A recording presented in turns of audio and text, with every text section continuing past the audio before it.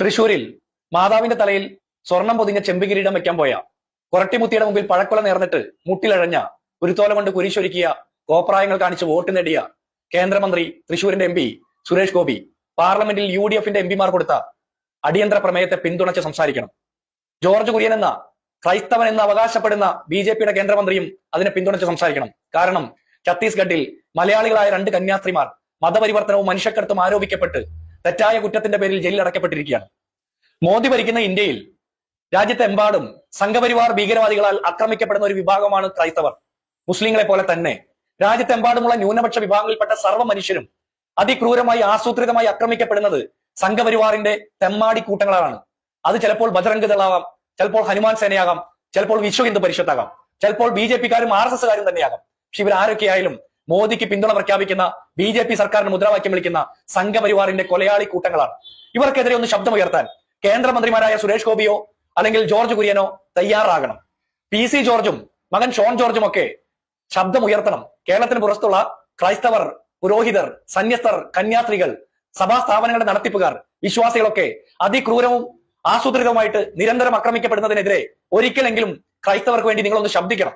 കാസയുടെ Kevin Peter അടക്കമുള്ള സകല യൂദാസുമാരുടെ കൂട്ടങ്ങളും കേരളത്തിന് പുറത്തുള്ള ക്രൈസ്തവർ നേരിടുന്ന ഇത്തരം അക്രമങ്ങൾക്കെതിരെ പ്രതിഷേധിക്കണം, പ്രതികരിക്കണം.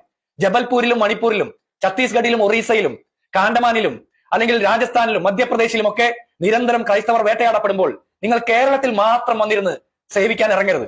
ക്രൈസ്തവ ദേവാലയങ്ങൾ കയറി ഇറങ്ങി നിരങ്ങിയും മലയാറ്റൂർ മല കയറി മുട്ടുതേഞ്ഞും അല്ലെങ്കിൽ ക്രിസ്തുമസിന് കേക്ക് പങ്കിടാനും ഈസ്റ്ററിന് വീഞ്ഞു പങ്കിടാനും ഒക്കെ അരമനകൾ കയറി നിറങ്ങുന്ന BJPയുടെ നേതാക്കന്മാരും കേന്ദ്രമന്ത്രിമാരും കേരളത്തിന് പുറത്ത് ക്രൈസ്തവർ നേരിടുന്ന ഇത്തരം അക്രമങ്ങളെ കുറിച്ചിട്ട് ഒന്ന് നാവാടണം. ഒരിക്കലെങ്കിലും ഒന്ന് ശബ്ദമുയർത്തണം. അരുത് എന്ന് ഈ സംഘപരിവാർ കാട്ടാള കൂട്ടങ്ങളോട് ഒരിക്കലെങ്കിലും പറയാനുള്ള ആർജവം കാണിക്കണം. എന്നിട്ട് വേണം അൾത്താരയിലെ ക്രൂശിതനായ കർത്താവിന്റെ മുമ്പിൽ വന്ന് മുട്ടുകുത്തി കോപ്രായം കാണിച്ചും ഏതെങ്കിലുമൊക്കെ പാതിരിമാരുടെ വെള്ളക്കുപ്പായത്തിൽ തൊട്ട് തലോടി അനുഗ്രഹം വാങ്ങിയും വോട്ട് കച്ചവടത്തിന് വരുന്നവർ കേരളത്തിലെ പൊതുസമൂഹത്തോട് സംസാരിക്കാൻ. കേരളീയർക്ക് മാത്രമായിട്ട് ഒരു ക്രിസ്തുവില്ല. രാജ്യത്തെമ്പാടുമുള്ള മുഴുവൻ ക്രൈസ്തവർക്കും കൂടി ഒറ്റ ക്രിസ്തുവേ ഉള്ളൂ. രാജ്യത്തെമ്പാടുമുള്ള ക്രൈസ്തവർ പറയുന്നത് ഈ ഒരേ ഒരു ക്രിസ്തുവിനെ കുറിച്ചിട്ടാണ്. ഞങ്ങളുടെ കൂട്ടത്തിലെ സ്റ്റാൻ സ്വാമിക്ക് കുടിവെള്ളം പോലും നിഷേധിച്ച് ജയിലിറക്കകത്ത് മരണം ഒരുക്കി കൊടുത്ത സംഘപരിവാറിന്റെ ഭീകരവാദികളോട് ഞങ്ങൾക്ക് ക്ഷമിക്കാൻ പറ്റും, പക്ഷെ ഞങ്ങൾ മറക്കില്ല. ക്രിസ്തു പറഞ്ഞത് ക്ഷമിക്കാനാണ്, മറക്കാൻ പറഞ്ഞിട്ടില്ല. ഞങ്ങളോട് പ്രാവുകളെ പോലെ നിഷ്കളങ്കരായിരിക്കാൻ പറയുമ്പോൾ തന്നെ പാമ്പുകളെ പോലെ വിവേകികളായിരിക്കാനും പറഞ്ഞത് അതേ ക്രിസ്തു തന്നെയാണ്. സത്യം സ്വതന്ത്രമാക്കുമെന്നുള്ള പൂർണ്ണ വിശ്വാസത്തിൽ ഈ രാജ്യത്തിന്റെ ഭരണഘടനയിൽ വിശ്വസിച്ചുകൊണ്ട് ആരാധന സ്വാതന്ത്ര്യത്തിലും വിശ്വാസ സ്വാതന്ത്ര്യത്തിലും ഞങ്ങൾ മുന്നോട്ട് പോകുന്നത് ഞങ്ങൾക്ക് ഉറപ്പ് നൽകുന്ന, ഞങ്ങളുടെ സ്വാതന്ത്ര്യം അവസാനം വരെ ഉറപ്പ് നൽകുന്ന ഇന്ത്യൻ ഭരണഘടന ഇന്നും ഇവിടെ അവശേഷിക്കുന്നുണ്ട് എന്നുള്ള ഒറ്റ ബോധ്യമാണ്. വ്യാജമായ ഇസ്ലാമോഫോബിയയുടെ ആ വല്ലാത്ത പ്രചരണം നടത്തി കേരളത്തിലെ ക്രൈസ്തവർക്കിടയിൽ ഭിന്നിപ്പ് വിതച്ച് വോട്ട് നേടി വിജയിക്കാമെന്ന് കരുതുന്ന കാസയടക്കമുള്ള സകല ഭിന്നിപ്പിന്റെയും ക്രിസംഗി കൂട്ടങ്ങളുടെയും നേതാക്കന്മാരോട് ഞങ്ങൾക്ക് പറയാനുള്ളത് ഒന്നേ ഉള്ളൂ. നിങ്ങൾ കേരളത്തിൽ പൊതുവെ മതസൗഹാർദ്ദ അന്തരീക്ഷത്തിലും സാധാരണ ജീവിതം നയിക്കാൻ പറ്റുന്ന സമാധാനത്തോടെ കഴിയുന്ന ക്രൈസ്തവർക്കിടയിൽ വിഷവിത്ത് വിതയ്ക്കാതെ കേരളത്തിന് പുറത്തുള്ള ക്രൈസ്തവർക്ക് സംരക്ഷണം ഒരുക്കാൻ പോകണം. കെവിൻ പീറ്ററും കാസയും PC ജോർജും ഷോൺ ജോർജും ജോർജ് കുര്യനും സുരേഷ് ഗോപിയും അടക്കമുള്ള മുഴുവൻ ആളുകളും, ക്രിസംഗികളായിട്ടുള്ള മുഴുവൻ ആളുകളും കേരളത്തിന് പുറത്തുള്ള കന്യാസ്ത്രീമാർക്ക് സഭാവസ്ത്രം ധരിച്ചുകൊണ്ട്, തിരുവസ്ത്രം ധരിച്ചുകൊണ്ട് പുരോഹിതർക്ക് സഞ്ചരിക്കാനുള്ള സ്വാതന്ത്ര്യത്തിന് വേണ്ടി പോരാട്ടത്തിന്റെ ഭൂമിയിൽ ഇറങ്ങണം.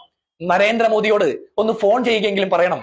തകർക്കപ്പെട്ട പള്ളികൾക്കകത്തുള്ള തല തകർന്ന മാതാവിന്റെയൊക്കെ തലയിൽ കിരീടം വെക്കാൻ കൊതിക്കുന്ന സുരേഷ് ഗോപിയെ കൊണ്ട് വടക്കേ ഇന്ത്യൻ സംസ്ഥാനങ്ങളിലെ അൾത്താരയിലെ തകർക്കപ്പെട്ട ക്രൂശിത രൂപത്തിന് മുമ്പിൽ പോയി മുട്ടുകുത്തി പ്രാർത്ഥിക്കാൻ പറയണം. കേരളത്തിലെ ക്രൈസ്തവരെ അല്ല നിങ്ങൾ സംരക്ഷിക്കേണ്ടത്. കേരളത്തിന് പുറത്ത് ഒന്ന് ഉറക്ക പ്രാർത്ഥിക്കാൻ, ഒന്ന് കുരിശു വരയ്ക്കാൻ, സഭാവസ്ത്രം ധരിക്കാൻ, ഒരു കൊന്തമാല അണിയാൻ, ഒരു വെന്തിങ്ങ ധരിക്കാനൊക്കെ അവകാശം നിഷേധിക്കപ്പെട്ട ക്രൈസ്തവർക്ക് വേണ്ടി സംസാരിക്കാൻ നിങ്ങൾക്ക് സാധിക്കുന്നില്ലെങ്കിൽ നിങ്ങൾ ഇനി മേലാൽ ക്രൈസ്തവരുടെ പേര് പറഞ്ഞ് കേരളത്തിലെ സാമാന്യം സമാധാനത്തോടെ കഴിയുന്ന മതസൗഹാർദ്ദ അന്തരീക്ഷത്തെ തകർക്കാൻ ശ്രമിക്കരുത്. ഇത്തരക്കാർ ആട്ടിൻതോലിട്ട ചെന്നായ്ക്കളെ പോലെ കേക്കും വീഞ്ഞുമായിട്ട് അരമനകൾ കയറി വരുമ്പോൾ, വ്യാജമായ ചിരി കൊണ്ട് മുഖം അലങ്കരിച്ച് കടന്നു വരുമ്പോൾ ഇവരെയൊക്കെ സ്വീകരിച്ച് ആനയിച്ചിരുത്തുന്നവരോട് കൂടി ഒരു കാര്യം പറയാനുണ്ട്. ഇവരാരും നമ്മൾക്ക് റബ്ബറിന് 350 രൂപ തരില്ല. ഇവരാരും നമ്മുടെ കർഷകർക്ക് താങ്ങുവില ഉറപ്പാക്കില്ല. ഇവരാരും നമ്മുടെ കർഷകരെ സംരക്ഷിക്കാനും പോകുന്നില്ല. പക്ഷെ ഇവർ നമ്മുടെ സാധാരണക്കാരായിട്ടുള്ള ആയിരക്കണക്കിന് ക്രൈസ്തവരെ വേട്ടയാടുന്നവരാണ്. ഇവർക്ക് കൈ കൊടുത്തുകൊണ്ട് ഇവരെ ചിരിച്ച് സ്വീകരിക്കുന്നവരോട് ആദ്യം പറയാനുള്ളത്, ഈ കടന്നു വരുന്ന BJP നേതാക്കന്മാരോടൊക്കെ, സംഘപരിവാറിന്റെ കുഴലൂത്തുകാരായിട്ടുള്ള കാസക്കാരോടൊക്കെ കേരളത്തിന് പുറത്തേക്ക് വണ്ടി പിടിക്കാൻ പറയണം. അവിടെ ചെന്ന് കേക്ക് കൊടുക്കാനും കണ്ണീരൊപ്പാനും കരുതൽ നൽകാനും പറയണം. ആക്രമിക്കപ്പെടുന്ന ക്രൈസ്തവരെ കാത്തു പരിപാലിക്കാൻ, സുരക്ഷ ഒരുക്കാൻ കേരളത്തിലെ BJPക്കാരോട് ആഹ്വാനം ചെയ്യാനെങ്കിലും ആർജവം കാണിക്കണമെന്ന് കൂടി പറയാനുണ്ട്.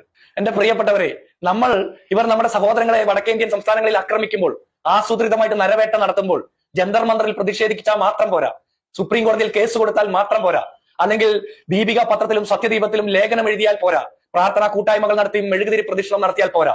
നമ്മൾ ഇവരെ നേരിട്ട് എതിർക്കണം.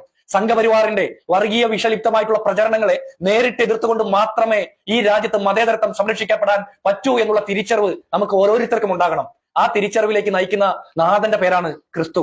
സത്യം നമ്മളെ സ്വതന്ത്രമാക്കുന്ന നാളേക്കായിട്ട് നമുക്ക് കാത്തിരിക്കാം, പ്രാർത്ഥിക്കാം.